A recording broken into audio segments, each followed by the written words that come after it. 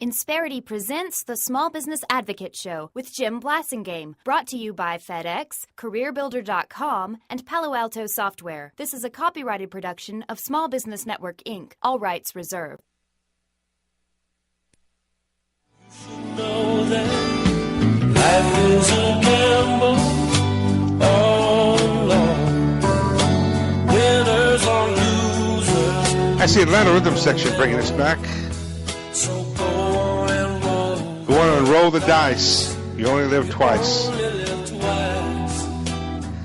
Do it or die. That's what you do, small business owners. That's the reason I'm so proud of you.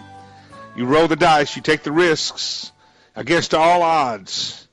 And but that's the reason why you're my heroes, and that's the reason why you're the hero of a lot of people, including our good friend Doug Tatum. Doug's with us right now. I'm Jim Blasingame, and I am the Small Business Advocate. Doug is the author of No Man's Land, which is a very important book. What do you do when your company is too big to be small and too small to be big?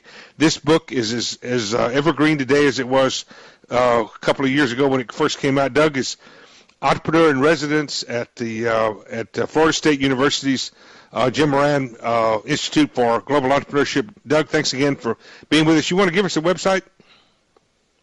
You could NewportBoardGroup.com. I'm actively involved with those folks and their work with entrepreneurs growing through no man's land. So that would be the best one. NewportBoardGroup.com. So check that out, folks. Yeah. Doug, in the previous segment we were talking about banks, and I want to.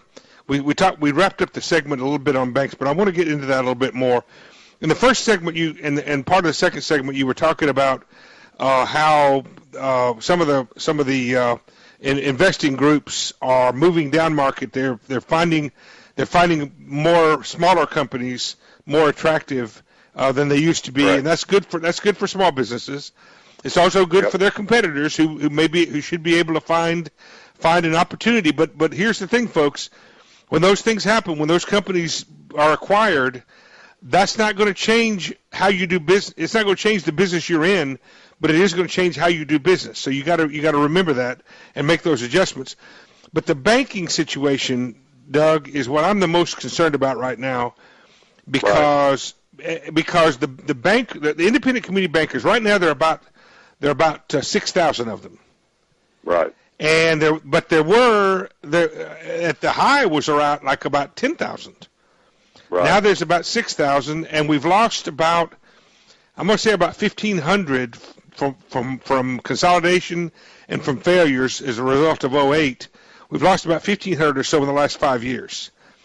And my independent banking people tell me that 6,000 could get to 4,000 over the next 5 years. Yeah, and I tell you that what's happening is that the regulatory costs just require a bigger bank to make any money. And so what you're doing is you've created a place where you have an unsustainable economic model as a small bank. And as you and I have talked, that's not a good thing for the country, in our collective opinion. The low interest rates make it where people aren't depositing their money with banks anymore. And that's where banks get the money they lend, the spread that they make, they get it on deposits. Make it on deposits. Yeah. They pay you 3% and they charge me 6%. They make that's where they get their spread. And that's another problem. But besides the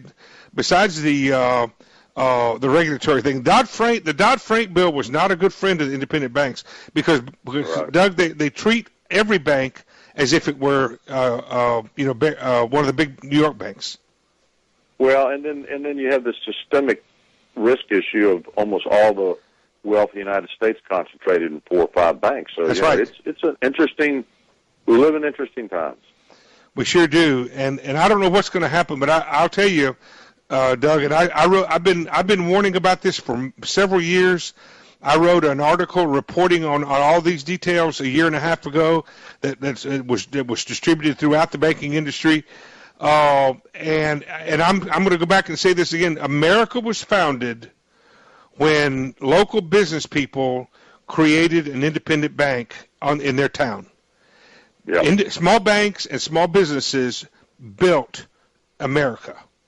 The economy of America was built by small businesses and farmers, ranchers, and small banks. Doug, what do you think? Yep.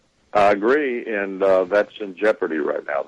The capital gap is tremendously larger than it was when I wrote about it. And we have people in Washington today, Doug, that if they could get their head around this issue, and I'm not even sure they have the acumen to do that, they still would be indifferent to it. And that's a problem too, isn't it? Yeah, that's a whole other discussion, whole other show. I'd have to have you back. Hey, Doug, congratulations on the move to Florida State University. Thank you. You don't want to hear about my prediction about the BCS game? No, I don't, because you're from Alabama. I do not want to hear that. Hey, Doug, thanks for being here. Good job. Come back soon. Thanks, Jim. Doug Tatum, ladies and gentlemen, a great American. I told you we'd get smarter when Doug joined us. I got to go for this hour. I'm Jim Blasingame. I'll be back after these messages. Stay with me.